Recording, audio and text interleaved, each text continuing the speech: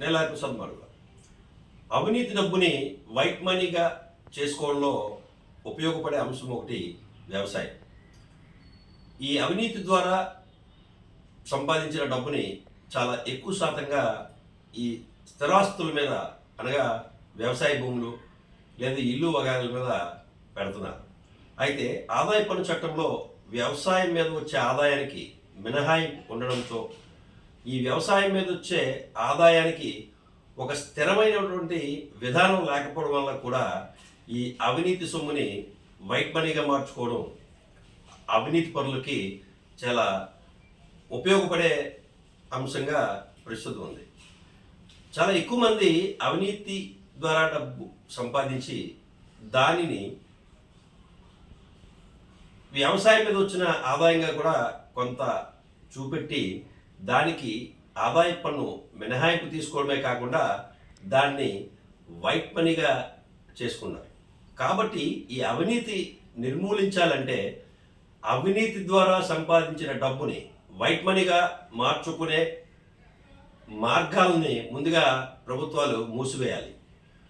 నిన్న వీడియోలో చెప్పినట్టుగా భూముల రిజిస్ట్రేషన్ ధరలు పెంచితే కొంత, అలాగే ఈ వ్యవసాయం మీద వచ్చే ఆదాయాన్ని ఒక స్థిరమైనటువంటి విధానం ద్వారా లెక్కించే పద్ధతులు కూడా వాటి ప్రభుత్వం ప్రవేశపెట్టాల్సిన అవసరం ఉంది. కారణం ఏంటంటే మన దేశంలో చిన్న సన్నకారు రైతులు వ్యవసాయం గిట్టుబాటు దాకా అప్పులు పాలై కుటుంబాలతో సహా ఆత్మహత్యలు చేసుకుంటున్న సంఘటనలు వింటున్నాం. కానీ కొంతమంది అవినీతి పరులకి ఈ వ్యవసాయం చేయడం వల్ల కోట్లాది రూపాయలు ఆదాయం వ్యవసాయం మీద ఎలా వస్తుందో నేటికే అర్థం కాని విషయం. దాన్ని కూడా ఈ యొక్క ఇన్కమ్ ట్యాక్స్ అధికారులు కానీ మిగతా అధికారులు కానీ ఏమీ పట్టించుకోకుండా ఆ ఇన్కమ్ ట్యాక్స్ రిటర్న్స్లో రాసిన దాన్ని స్థూలంగా పరిగణలోకి తీసుకుంటున్నారు.